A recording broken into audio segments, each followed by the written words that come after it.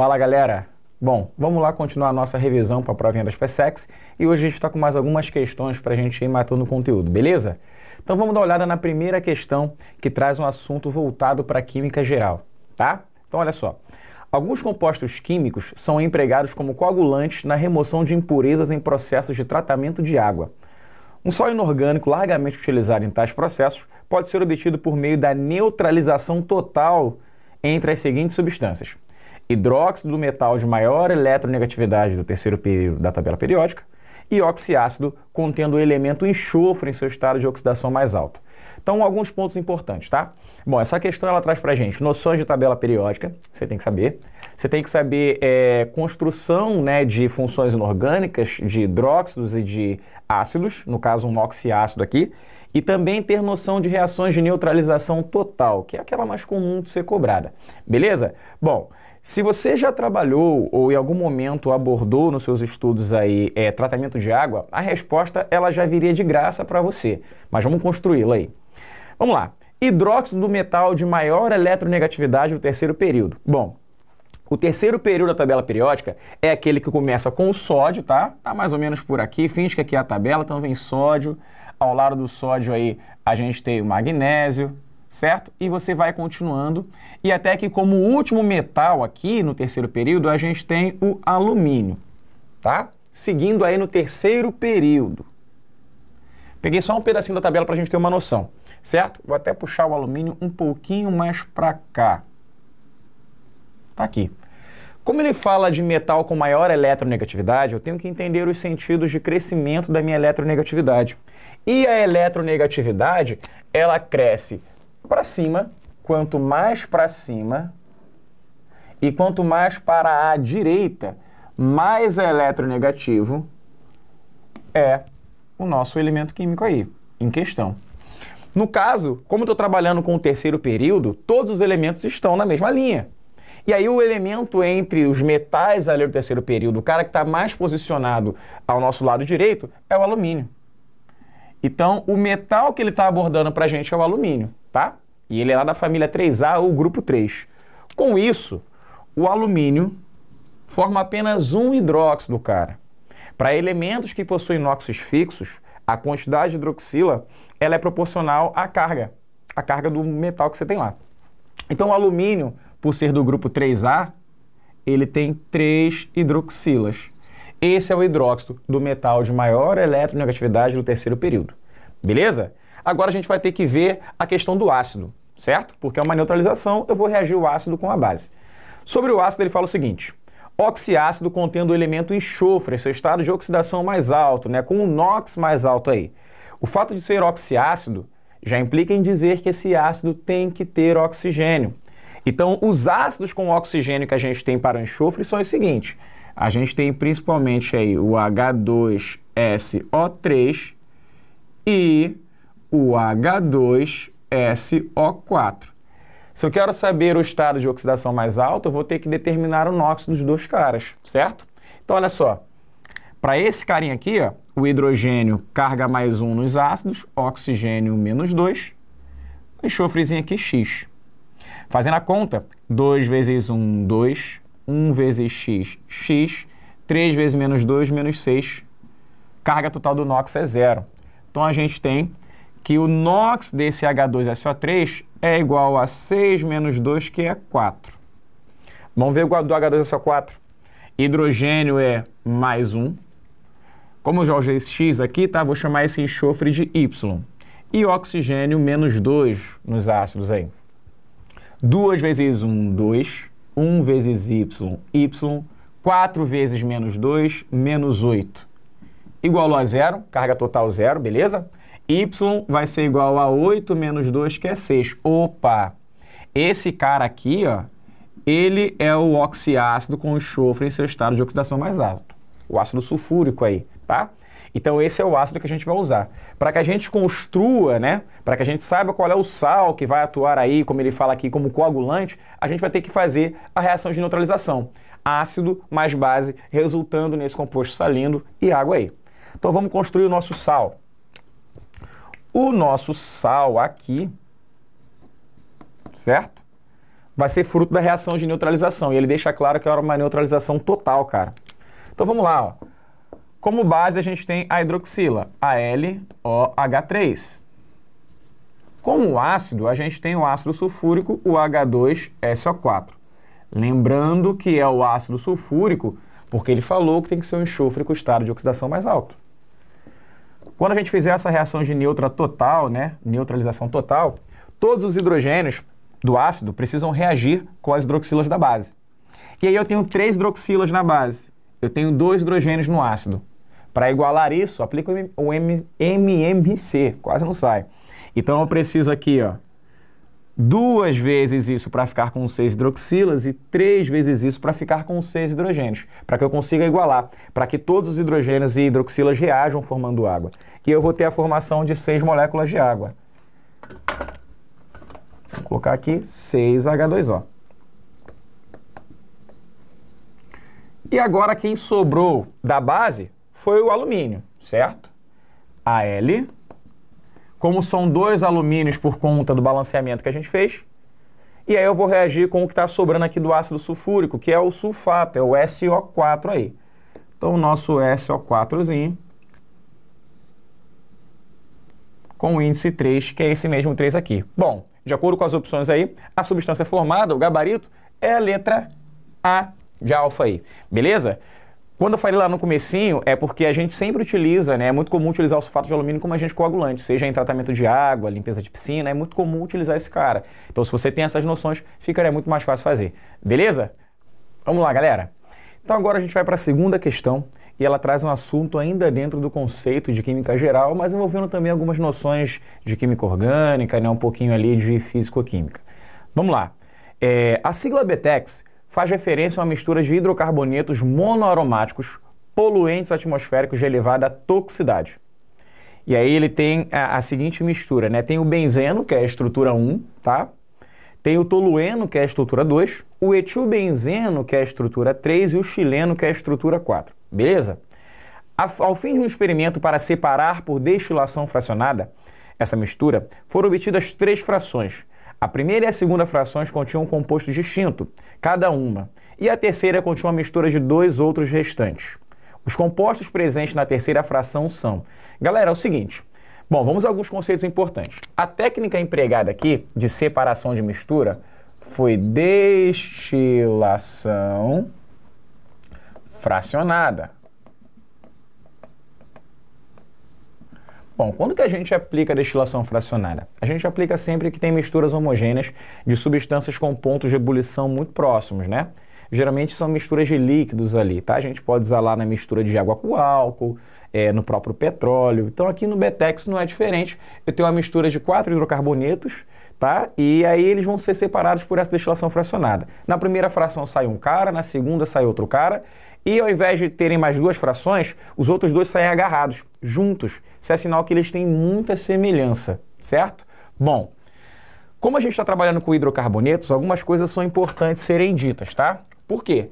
Métodos de separação de misturas envolvendo destilação trabalha muito com o conceito também de polaridade, de solubilidade. Então, olha só, todo hidrocarboneto, aqui são todos hidrocarbonetos, tá? Todo hidrocarboneto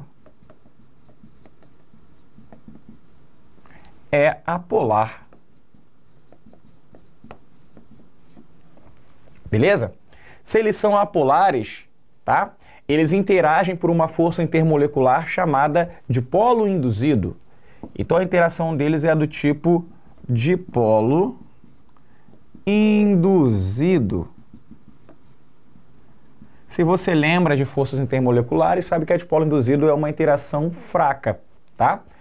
Então, o critério de dipolo induzido, ele não consegue ser um critério diferenciador para a gente dizer quem sai primeiro, né? Porque a gente tem as 4 fazendo a mesma interação. Então, eu vou partir para o meu segundo critério, para eu saber quem é que vai sair primeiro, quem é que sai junto, que é a massa. Tá? A gente vai ter que saber a massa de cada um. A gente não vai ter que calcular, não, a gente vai só comparar. Então, massa molar. Seguinte, se a gente for parar para ver a quantidade de átomos de cada um, a gente vai chegar num ponto muito interessante. Enquanto esse cara que é o benzeno, ele é o C6H6, Esse segundo cara aqui é o tolueno, ele é o C7. C7H5 com 3C7H8.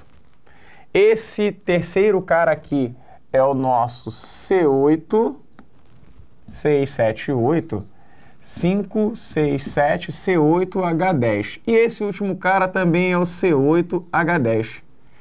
Tanto o etilbenzeno quanto o xileno possuem como fórmula molecular C8H10. Eles são isômeros, né? E aí a gente pode dizer que esses caras possuem a mesma massa. Cara, então pensa só. Se a força intermolecular é a mesma, eu vou pensar em massa para ver. Então a primeira fração, o cara que sai é o composto 1, porque tem a menor massa. Depois sai o composto 2, porque ele tem a segunda menor massa. E aí o 3 e o 4, além de terem as mesmas interações, eles possuem a mesma massa. Implica em dizer que esses caras vão acabar saindo junto por conta da grande semelhança que eles possuem. Então o nosso gabarito, quem saiu na terceira fração, são os compostos de números 3 e 4, letra E. Beleza? Vamos lá, galera. Questãozinha de número 3, certo? Trazendo o nosso grande astro em matéria de provas de química, que é questões envolvendo estequiometria, tá? Aqui trabalha com estequiometria, trabalha com gases na CNTP, então a gente tem uma questão que basicamente vai envolver regra de 3 aí. Mas a abordagem, a interpretação do que está sendo pedido ali, que é o ponto principal da questão. Beleza? Vamos lá. Explosivos em geral são formados por substâncias que, ao reagirem, liberam grande quantidade de energia. O nitrato de amônio, um explosivo muito empregado em atividades de mineração, se decompõe segundo a equação química que está descrita aí pra gente, né? 2 mols de nitrato de amônio, quando sofrer uma decomposição, vai gerar 2 mols de nitrogênio, 1 mol de oxigênio e 4 mols de água aí. Em um teste, essa decomposição liberou, né? Então a gente tem um ΔH negativo aqui, de 592,5 kJ de energia. E produziu uma mistura de nitrogênio e oxigênio com volume de 168 litros medidos nas CNTP. Beleza? Nas mesmas condições, o teste com o mol de nitrato de amônio libera em quilojoules a seguinte quantidade de energia. Então ele está fazendo algumas relações entre quantidade de nitrato de amônio, quantidade de gases liberados, nitrogênio e oxigênio, e aí a energia liberada nesse processo, certo? Então, olha só, a gente pode abordar ou fazer essa questão partindo de diversos pontos diferentes, cara. Estequiometria, ela nunca tem uma maneira só de resolver essa conta. Como é regra de 3, você pode iniciar por pontos diferentes e acabar convergindo para o mesmo tipo de resposta aí. Mas vamos lá. A maneira que eu pensei foi a seguinte, tá? Quando eu tenho 2 mols de nitrato de amônio, esse cara aqui, ó, se eu tiver 2 mols de NH4NO3, tá? Eu gero exatamente, e ele fala em gases, tá? Ele considera o N2 e o O2 como sendo um cara só. Então eu tenho aqui um total de 2 mais 1, 3 mols de gases. Eu tenho 3 mols de gás, certo? Então, ó, 2 mols desse cara gerando 3 mols desse cara. Beleza? Tranquilo? Foi? E aí a pergunta dele é referente a 1 mol de nitrato. Tá, então quando eu tiver 1 mol só de nitrato, se eu tiver 1 mol de nitrato, eu vou ter uma quantidade também menor de mols de gases. E aí eu gero X igual a 1,5 mol de gás. Certo? Tranquilo? Bom, agora a gente vai ver quanto que esse volume de gás vale esse número de mols de gás, na verdade, vale em volume na CNTP. Porque quando a gente trabalha na CNTP, a gente tem uma constantezinha lá para o volume, você lembra? Nas CNTP, né, nas condições normais, temperatura e pressão, 1 mol é igual a 22,4 litros, cara. Isso aqui é essencial para que a gente faça a questão, tá? Geralmente isso vem informado em prova, mas é legal que você tenha essa noção de que quando condicionamos aí, né, a estarmos na temperatura de 0 graus Celsius, né, e pressão de 1 atm, a gente tem esse valor de volume. Mas você vai trabalhar com volume informado na questão, tá? Para que isso? Para que eu encontre o meu volume de gás associado a esse 1 mol de nitrato. Então eu tenho o seguinte aqui, ó. Quando eu tenho 1 mol, eu tenho um volume de 22,4. No caso, de acordo com 1 mol de nitrato sendo utilizado na reação, eu gero 1,5 mol de gás. Então, quando eu tiver 1,5 mol de gás, qual o volume em litros que eu gero de nitrato? Perdão, de gases, né? Então eu vou ter aqui exatamente 33,6, é isso? 22,4 vezes 1,5, 11,2, 33,6. Então a gente vai chamar de Y aqui. Tomando Y aí, fazendo a continha, a gente gera 33,6 litros de gases. Né? Porque são dois gases diferentes aí. A gente tem nitrogênio e oxigênio. A gente ainda não chegou na resposta. O que a gente fez até agora foi achar o volume de gás. E aí? Por quê? Associamos o número de mols do nitrato ao número de mol dos gases. Com o número de mol de gases, a gente encontra o volume que isso corresponde a essa quantidade. E agora sim a gente chega para a nossa última relação, a nossa última regra de 3, que é associar o volume à energia, certo? Então, vindo para cá, ó, vamos fazer aqui nesse cantinho, vou mudar a cor da caneta para a gente não confundir. Bom, a gente tem o seguinte, quando a gente trabalha com 168 litros, que é o que ele informou, a energia liberada é de 592,5. 592,5.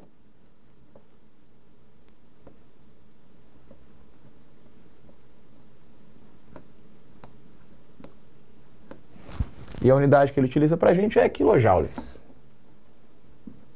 Certo? Como regra de 3, a gente parte sempre com aquela dinâmica, tá? Litro embaixo de litro, energia embaixo de energia e por aí vai. Bom, e esse aqui, ó, é o meu volume de gás associado a todo esse contexto que ele botou pra gente.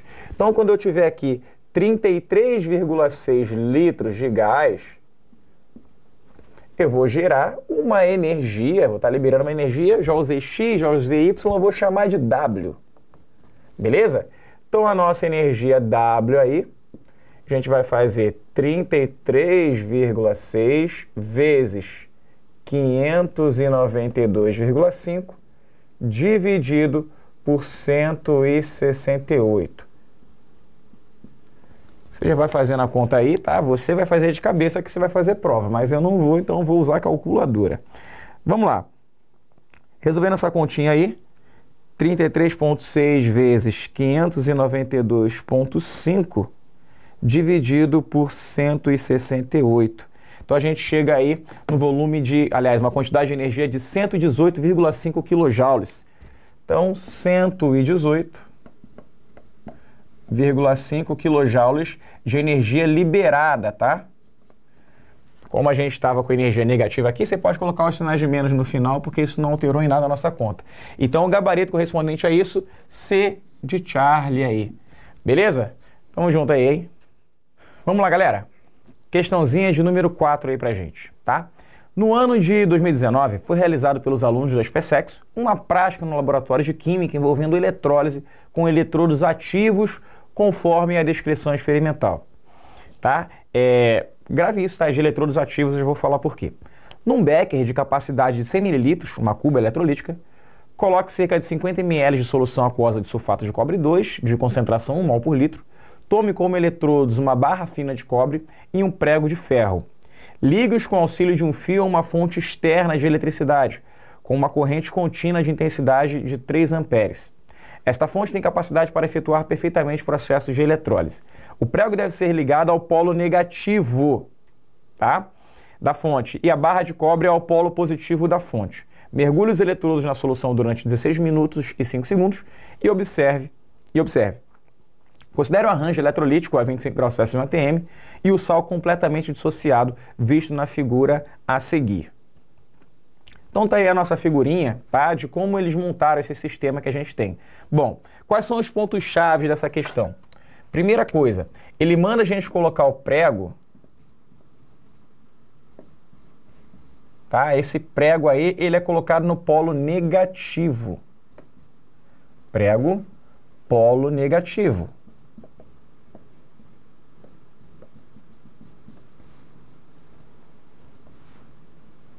E a barra de cobre, ele pede para que a gente coloque a barra de cobre como polo positivo, né? Só confirmar isso aqui. Cobre como polo positivo. Perfeito. E a barra de cobre, o nosso polo positivo.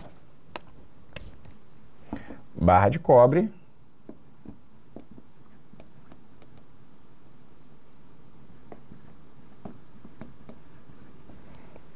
polo positivo. E no próprio desenho, você percebe isso aí, tá? Essa imagem aí que está na prova, você percebe isso aí. Bom, fica claro aí pra gente que é uma eletrólise, ele fala o tempo inteiro que ela é uma eletrólise, e pelo desenho a gente vê que tanto o prego quanto a barra de cobre, elas estão ligadas a uma fonte de energia, um gerador, uma bateria, uma pilha, alguma coisa que tem energia elétrica. A gente está trabalhando com eletrólise. E aí a eletrólise ela tem uma coisa diferente em relação à pilha, né? Bom, uma das coisas mais importantes é que a pilha é um processo espontâneo, ela vai produzir energia. A eletrólise ela vai consumir energia para poder fazer algum tipo de ou produção de substância ou outras coisas que podem acontecer através dela. Nesse caso aqui, ele quer pegar esse cobre e ele quer revestir, perdão, esse prego e revestir ele. Isso é um processo muito comum, isso é chamado de galvanização. O que é galvanização? Revestir uma superfície, né, com um metal, né, mais resistente do que ele, para que ele dure mais tempo, para que a gente aumente a durabilidade. Algumas galvanizações são bastante famosas, né? Por exemplo, se você faz uma galvanização, galvanoplastia com cromo, a gente fala que é uma cromação, né? Aquela coisa cromada, tal, tá? Então aqui a gente tem o seguinte, prega o polo negativo e na eletrólise, o polo negativo é o cátodo. E no cátodo acontece redução. Sempre, né? Redução aí, lembrando que é o ganho de elétrons. Como o barra de cobre é o polo positivo na eletrólise é o ânodo. E o ânodo acontece a oxidação. Ou seja, é perda de elétrons, né? Quem vai forçar essa passagem aí é essa bateria, esse gerador, porque a eletrólise é um processo não espontâneo, cara, é um processo forçado aí. O gerador está ali para arrancar os elétrons da barra de cobre, certo? Para que essa barra de cobre ela forme os íons cobre, como está ali em solução, e esses íons cobre vão migrar para o prego, revestindo todo o prego com cromo. Então vamos ver as opções aí para ver quais são verdadeiras e quais são falsas aí. Vamos lá. Então a primeira fala o seguinte, na superfície do prego ocorreu deposição do cobre metálico? Sim. Tá? O cátodo que é de prego, onde sofre redução, todo o cobre, é o cobre que vai ficar transitando aí por essa solução, esse cobre vai grudar no prego. Então a 1 ela é verdadeira. Verdadeira, beleza? Como o cobre mais 2 ali, certo? Ele vai indo lá para cobre zero grudando lá no meu preguinho. 2. Durante o processo a barra de cobre se oxida, certo? Vamos lá. A barra de cobre aí, ela tem o NOx zero, certo? Barra de cobre é cobre na sua forma metálica, o NOx é zero. E essa barra de cobre com o tempo, como ela está perdendo elétrons, ela vai ficar com carga mais 2. Lembra? Quando a gente tem a nossa oxidação, a gente tem aumento do NOx. Quando a gente arranca o elétron, a gente tem a oxidação, aumento do NOx. Então a 2 também está certa. A barra de cobre, que é o cobre zero, vai acabar virando cobre mais 2, perdendo elétrons aí. Então a nossa 2 também está verdadeira. Vamos para 3. Número 3. A massa de cobre metálico que você depositou na superfície do prego foi de 2,45. Essa a gente vai fazer por último porque ela exige conta, através dos dados que ele informa para a gente de tempo e de corrente, tá? Vamos para 4. A semi-reação de redução que ocorre no cátodo é... Cátodo a gente tem exatamente cobre mais 2 ganhando 2 elétrons virando a cobre zero, tá? E de fato isso acontece. Se o cobre mais 2 que está em solução, olha aí as carguinhas do cobre, tá? O cobre ali está em solução e o cobre da barra também está virando cobre mais 2. Quando esse cobre grudar no prego, esse cobre vai voltar até a forma metálica dele, cuja a carga é zero. Então aqui eu tenho o cobre e o cobre mesmo dentro da solução. O cobre da barra de cobre indo para a solução como cobre mais 2 e esse cobre mais 2 grudando no ferro. Então, de fato, acontece isso. De fato, a gente tem... Tá? Perdão, a 4 aqui, né? A 3 a gente ainda não fez. A 4 ela é verdadeira. De fato, o cobre que a gente tem mais 2, ele vai ganhar elétrons e ele vai passar a cobre zero. Como assim? Como é que está acontecendo isso? Tá? O gerador ele está arrancando elétrons do cobre da barra. Esse cobre da barra está virando cobre mais 2. E aí esse cobre mais 2 vai ser atraído pelo prego, tá? Recebendo de volta esses elétrons, virando o nosso cobre zero, só que migrando. O cobre ele sai da barra para chegar até o prego, é um revestimento. Toda vez que a gente tem revestimentos metálicos, galvanoplastia, galvanização, esse processo acontece. Então a gente já consegue chegar na resposta que é a letra A. Já é o nosso gabarito, letra A. A gente vai fazer essa conta ali da 3. Vamos na 5. A reação global é ferro mais 2 indo a ferro 0. Não. Em nenhum momento, né, ferro mais 2 mais cobre 0 indo a ferro 0 mais cobre 2 mais. Em nenhum momento o ferro ele participa da reação. O ferro ele está ali, ele é simplesmente um eletrodo, certo? É um eletrodo acoplado ali no nosso cátodo, ele é o nosso cátodo, a reação acontece em cima dele. O cobre é depositado em cima dele, mas o prego ele não faz nenhuma reação, não tem variação de inox de nada. Os elétrons são arrancados do cobre da barra, o cobre da barra vai para a solução e essa solução pega os cobres ali e grudam no prego. Então essa 5 já está errada por conta disso. Nossa afirmação 5 ela é falsa, beleza? Bom, aqui nesse cantinho agora eu vou demonstrar a conta do que ele afirma na 3, mas se você estivesse em prova, você não precisaria fazer essa conta, tá? Porque a gente consegue chegar na resposta. É uma dica interessante.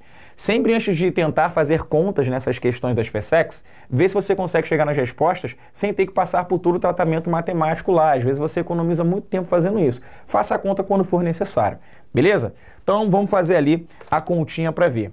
Olha só, para que a gente consiga saber a massa de cobre depositada, a gente vai fazer o seguinte. Primeiro, a gente tem que saber a quantidade de carga total empregada nesse processo. É o famoso kit. Então, a gente tem que Q, que é a carga, é igual a I, que é a corrente, vezes T, que é o tempo. Então, a nossa carga Q, ela vai ser a corrente de 3 amperes, que multiplica aí. O nosso tempo ele tem que estar em segundos, tá? Ele me deu 16 minutos e 5 segundos. Bom, 16 vezes 60, convertendo minutos para segundo, dá 960 mais 5. 960 são 16 minutos, 960 segundos, mais 5 segundos. Beleza? Então, a gente tem que a carga é igual a 3 vezes 965.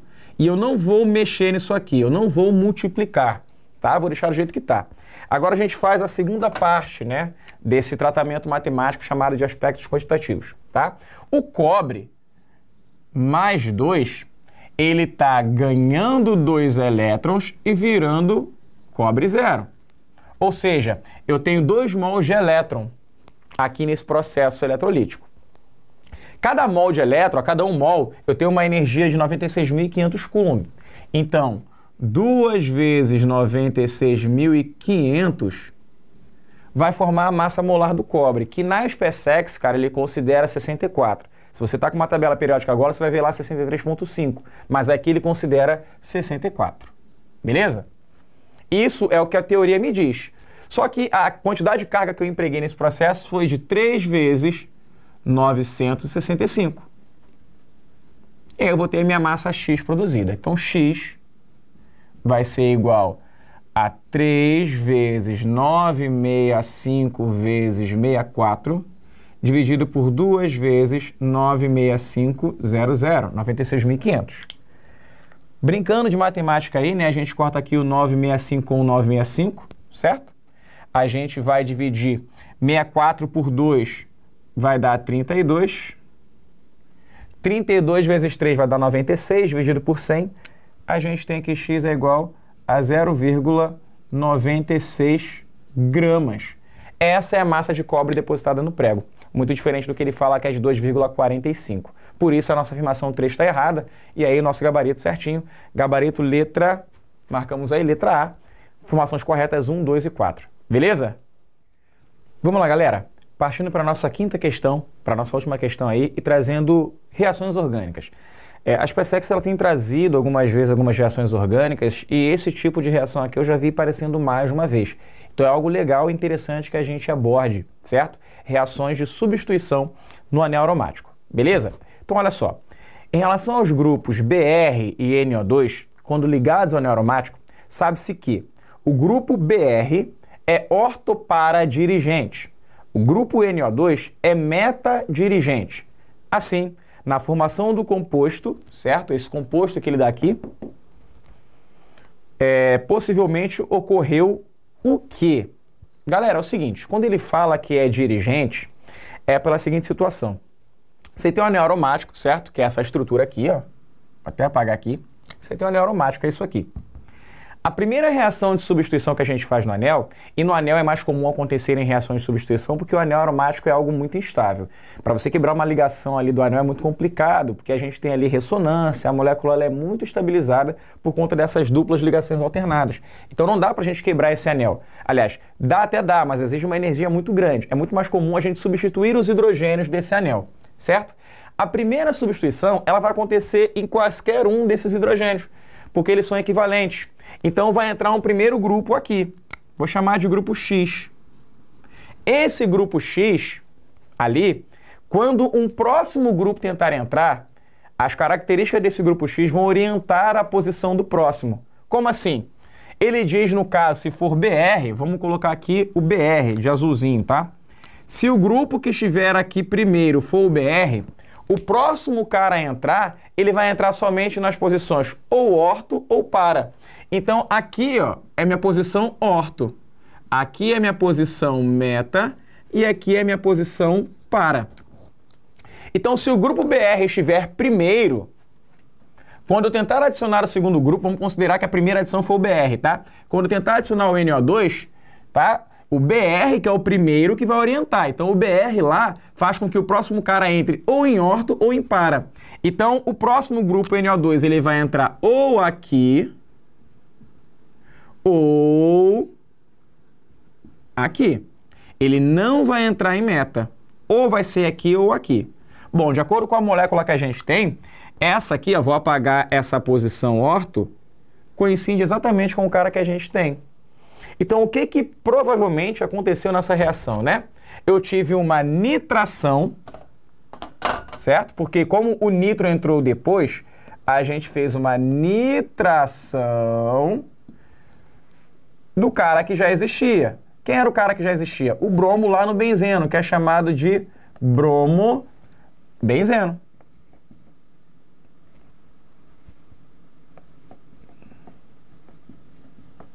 Certo? Aconteceu de fato uma nitração do nosso bromobenzeno, tá? O gabarito já é letra C.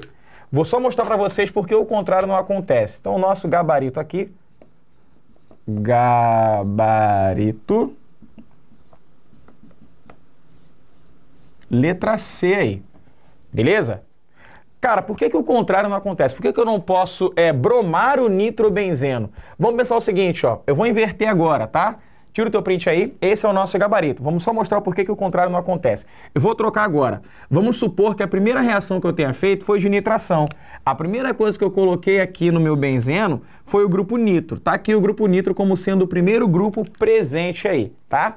E aí agora eu vou fazer uma bromação. O grupo nitro ele é um metadirigente, então obrigatoriamente o próximo substituinte ele só entra nessa posição. E eu teria essa estrutura aqui, ó, certo? Com a distância aqui ó, de 1, 2, 3, distância 1 e 3, posição meta. E quando eu olho para a estrutura, essa que a gente tem aqui, a gente tem a posição para. Se eu considerar esse cara 1, ó, 1, 2, 3, 4. Posição 1 e 4 é a chamada posição para. Beleza? Por isso que não ocorre a bromação do nitrobenzeno. Voltando para o nosso gabarito oficial, eu tinha o bromo lá. Por conta da presença desse bromo, o próximo grupo ele foi orientado, certo? Direcionado, por isso chamam de dirigente, para que o nitro entrasse aqui. Tendo como gabarito aí a nossa letra C, nitração do bromobenzeno. Então, reação de substituição aromática é um tópico importantíssimo de reações orgânicas para PrEP. Beleza, galera? Sou o professor Xavier de Química, espero que tenham entendido e até a próxima aí. Valeu!